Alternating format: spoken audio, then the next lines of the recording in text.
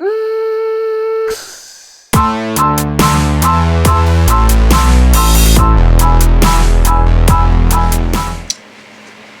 guys, welcome back.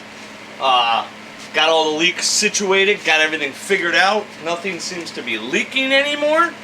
Good news. On to other things now. Garage is a wreck, like starting to be a common occurrence here. And there's just crap everywhere. It's starting to be a new norm, and I'm not a big fan of it. Anyway, what we're gonna do in this video is a couple odds and ends that I have that I can't make a video for each one, but I just need to get this stuff done. One of the things we're doing is an All-Star Performance quick release window net. This bar is spring-loaded, and what you do is you weld one of these supply tabs with it to the frame, to your roll cage, and this part goes in the back, and it just slides into there, and then you have a handle, a little handle. I don't know, I don't like that it's silver. I'll probably weld it and paint it red. That you're gonna, sorry, I've been trying to get this tip out, and I think I gotta drill this right here. I don't see anything in there, but I don't know if they soldered it. So this goes over this bar, welded, and then you put another tab right on the edge. So you can just yank back on this thing and this bar falls for your window net. It comes with this flat stock aluminum. I don't know, this is supposed to be for the bottom of your net. I don't know what the hell you're supposed to do with this. I have no idea. But we're not using it anyway because I have swing out bars, so the bottom of my net isn't attached to the bar. It's attached through a hook point in the floor. Well, we're going to work on that. I got to figure out how to get this out. I'm going to drill this hole I see here because this is too long. I need to shorten this thing by like 6 or 7 inches. And the ends are aluminum, so I can't just weld it back on. The ends are aluminum, so I can't just weld it back onto this steel rod. If it comes down to it, I'll cut this thing in the middle, shorten it, weld it back up. Anyway, that's next. We are in the middle of a speaker install. What I got was a set of MB Court component speakers. It's been a lot of years, probably 10 plus since I dealt with stereo system stuff. And MB Court was top of the line back then. I bought them again. They're supposed to be very good speakers. They worked great back then. But the problem is, anybody who's done speakers in the front doors of these cars know you got about this much depth between the door and the window frame, the window track, and it's a 6-inch speaker, so your options are very limited. I'm expanding my options. Those are a 6.5-inch component, and for you that don't know, component speakers are a couple of parts. On a component speaker, you have the subwoofer, 6.5-inch subwoofer. You have the control box thingy-majiggy, so your input comes in here, subwoofer out, and tweeter out. And then you have your tweet, which is just a 1-inch speaker. Now, the reason I went with a component is because I'm not doing rear speakers. That stuff's all gone because of the mini tubs. This is going to go up in the dash where the factory 3.5s would be, 1-inch. Those are down in the doors. It should be loud enough. Driving the car, it's not too loud with the exhaust. Don't get me wrong, it's not quiet, but it's tolerable, and I think this will be plenty fine over it. I mean, we could have conversations talking while driving the car. The problem is they don't fit. What I've decided to do is cut the speaker grill out. I took my air saw. I'm also going to try to fix this leather stuff, glue it back on before I put the panels back on. But I took my template, which it ends up being this line, and I just cut that all out. and the speaker fits in perfect. I drilled holes and it comes with supplied clips to put the screws through. The only thing I got to do is open up the door hole a little bit. That's not obviously a 6-inch hole, and it's a 6.5-inch speaker. No, it needs a little loving. Why Ford does some stuff they do, I don't know. It's got 1, 2, 3, 4, 5, 6, 7, 8, 9, 10, 11, 12, 13, 14, 15, 16, 17, 18 tabs to bend over, and yet they still find the need to put these little black lock things on there to hold it in. Got me, but it's annoying to get off. There's your little, I don't even know what the hell this thing is. It's stupid, but I'm gonna try to glue it. The glue's all come off. Obviously it's 30 years old, 25 years old. I'm gonna try to glue it all back together so it looks a little bit better, because I can't afford black door panels right now. I'd love to just refurbish these, but I want, look how nice that gray is. Disgusting. Can you see that? I'd love to refurbish these, but I don't feel like going through all that work, because I'd love to get rid of the armrest and I'd love to get rid of this piece. It doesn't look too terribly difficult to do, but that might just be a later episode type of thing where I find some leather and refinish these door panels to the way I want them. Black vinyl or whatever the hell this crap is. Yeah, I mean, it looks fairly easy to, I mean, this shit's not even really attached. Then I guess you could just fill this in with, I wonder if I could find this board at like Home Depot or a fabric store or something, and then just cut it out to the shape. And I gotta cut all these holes in for the tabs and everything. That doesn't sound like fun. I'd rather just cut out the holes for this and glue them back in. Anyway, back to what we were doing. Should maybe clean these before I put them back in the car, because they're quite filthy. Oh. Well, do I love it? Nah. But it works. You know, it's in the door. It's gonna sound good. With black door panels, it probably wouldn't look too bad. Take the component. I got a speaker wire ran into that door. I really don't have any speaker wire. A while ago, when I put the radio in, I ran wires out into the door, figuring I was just going to use 2 6-inch speakers in the doors, and I completely forgot that it got all my voice coming up on my feet. I'm probably not going to hear it. That's when I decided to go to component. So I got to pull the speaker wires back out of the door, because these are going to get mounted up under the dash, and wire these in. I have space up under this side of the dash. This comes from my radio. This now goes out to the door.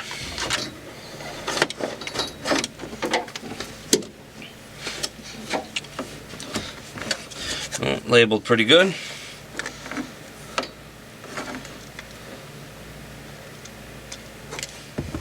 So take your time.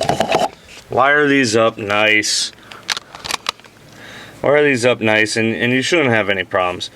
I just got to pull this wire through the door further, and then I wire in the tweet down here. We're gonna cut the shit out of this. I got to fit the speaker in here, so I'm gonna trim a little bit. It doesn't have to be crazy, but it's got to be trimmed.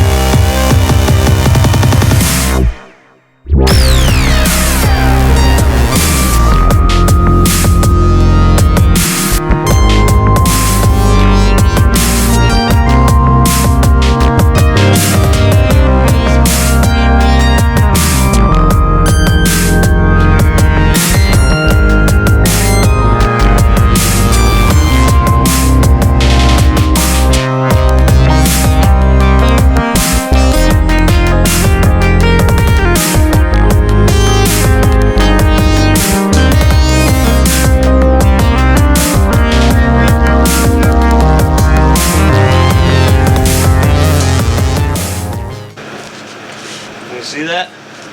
You see that difference? I've never washed these panels.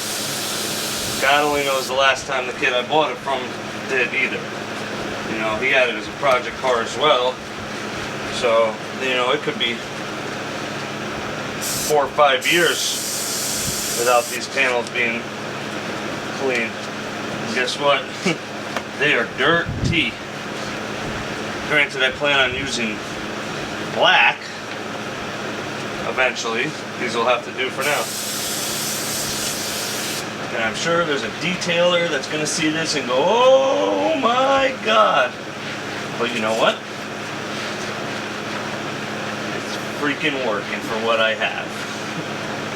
Just look at that difference right there. Can you see that line?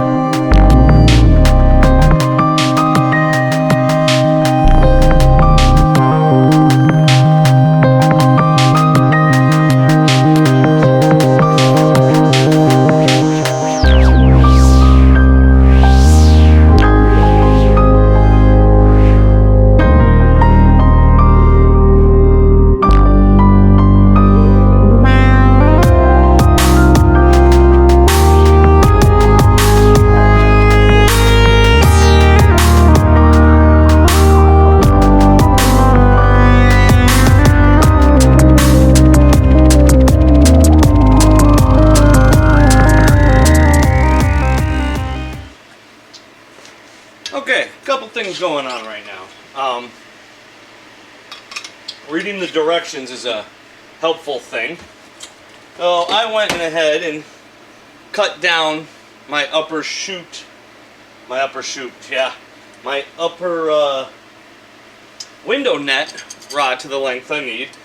Went ahead, welded the handle on it, painted it red or orange, and realized you have to put this thing through the window net first. So I had to cut the handle back off.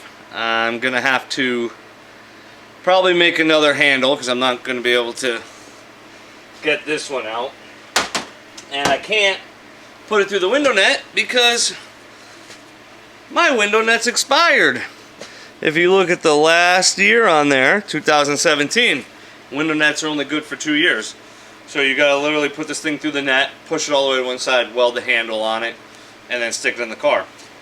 Well, if I'm going that far to get a new window net, I might as well get a custom net from Stroud, and I'm going to make a lower mount that mounts to my door bar. This mount, it goes to a tab that's on the cage, and it goes to an eyelet in the floor because the door bar is removable. I'm gonna make it. I already measured for the window net. I just gotta call Stroud and place the order. I'm going to put the tabs on the swing out bar. So when I take this, when I'm street driving, I don't have a swing out bar in this car. I'm not going to leave them in. There's no point to climb over it. So the window net will go with it. So I don't have that thing just dangling next to my seat. This net was probably brand new. Probably never been used, but you know what we do with it now? Yep, right in the garbage. You could probably get this thing recertified, but for the price of the nets, it's just not worth it. I think the Stroud window net's like $100 for a custom one. Just gonna order it, get a brand new net, nice style. They changed their measuring a little bit. They need you to have angles now, so they get it perfect fit. I use tape. Anyway, we're gonna move on from that. What we are going to do is we're going to get the parachute plumbed. I went today, traded in my bottle, got a 2.5 pound CO2 bottle filled. It's super dirty. They've probably been sitting in their warehouse forever. Got to clean that off. And I also got my CO2 regulator from Carter Motorsports. It's a very weird market for these things.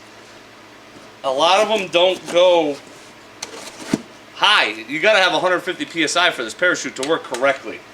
People probably run it at other pressures, but I'll go with what Stroud recommended. So I spent a bunch of time looking for a regulator. And I noticed Carter sell the kit with a pretty nice regulator on it.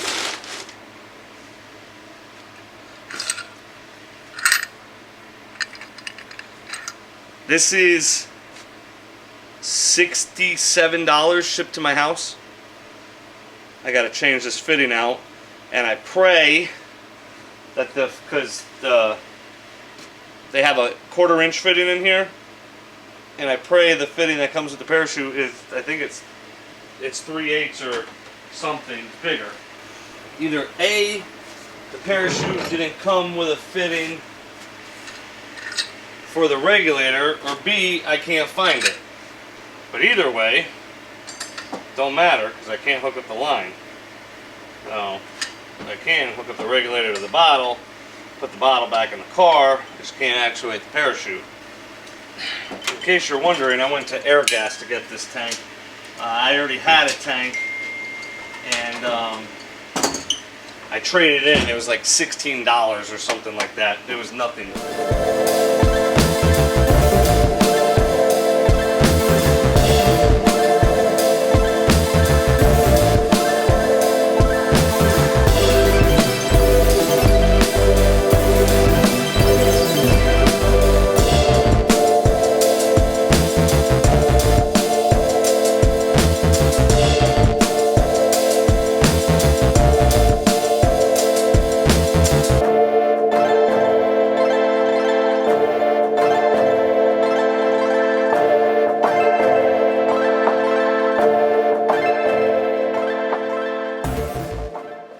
I'm going to order a fitting tonight.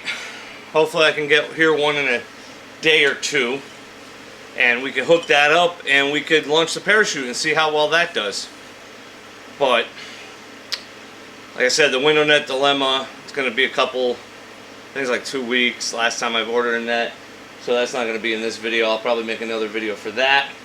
Alright, I know I've been a little all over the map with this video, but just the way things happened between, I took vacation for July 4th weekend and stuff coming in and late and not showing up, but the fitting finally came in from my regulator to hook up the air hose to it, and I've been having a problem cranking up the pressure.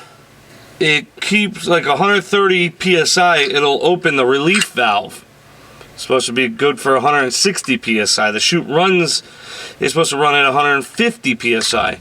Now mind you, there's absolutely nothing on this gauge that says, on this regulator that says what pressure it's for, except it says max pressure 3000 psi. I'm sure that's inlet pressure, but I don't know.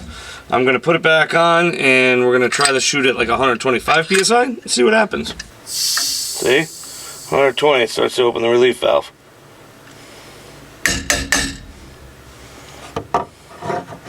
So let's just leave it there and go see if it'll actually pop the chute. The arming switch is on, or you'd be hearing air dumping out of the cylinder. Now, first time I've ever popped the chute with this air, so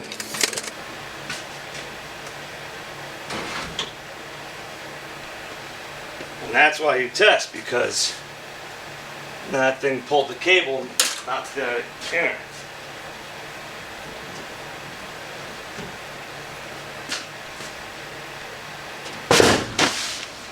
Well, that worked. Well, that's not that bad. That goes pretty good.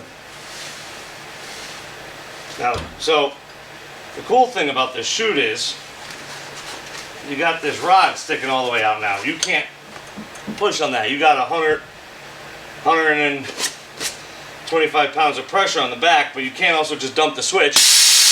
Here, you gotta shut the tank off. Thing the right way. There you go. And you can push this.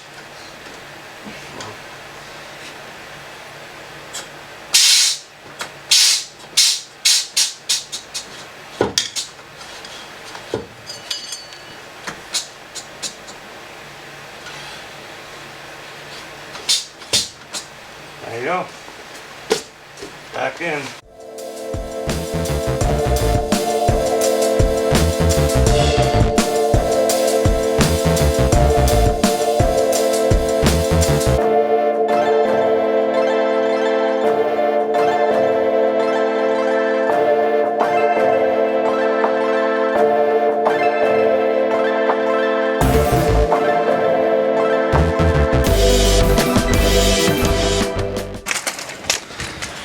I also replaced a coolant fitting that was leaking. It was leaking at the joint. This one right here, it was leaking out of here. So I took it apart and replaced that fitting. This is the, where is it? There's the bad one. I don't know why, but it was. So they go outside, let this thing run, get it up to temp, burp it just in case there's any air in the system, which I don't think there will be. But I don't want to. I don't want to be street driving this thing and have it getting hot, because it's starting to get hot out.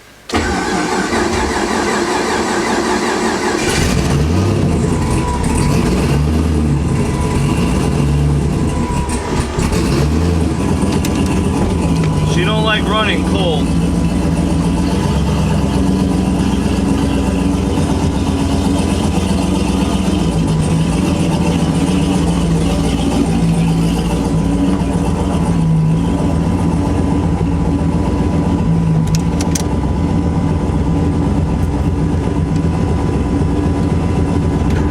I'm just messing with fuel. I got the coolant bucket on it. We'll let this thing warm up and do its thing. Alright guys, this is actually kind of a weird video. I'm in the middle of like 4 different things, but I can't finish any of them. I would love to finish them for you guys, but I'm waiting on parts. Stuff's coming in. This one kind of got out of hand. I might drive it to work tomorrow. I got to align it. I don't know. We'll see. It might go tomorrow. It's not registered. It's insured, but it's not registered. If you need insurance on your hot rod, something like this, declared value policy, check out American Modern Insurance. Real easy to work with. I mean, you see this thing's a race car. I sent them 4 pictures of it, and they were completely cool with it. And, you know, it's more expensive than your Haggerty's and your stuff like that. But, you know, they do street coverage for your hot rod. Not any track coverage, but it is insured. Speaking of that, I got to go print my insurance cards out and go from there. Maybe. Pretty much led you down an entire rabbit hole of nonsense with this video. I'm going to finish it again. There was no burnouts. Car's not registered yet.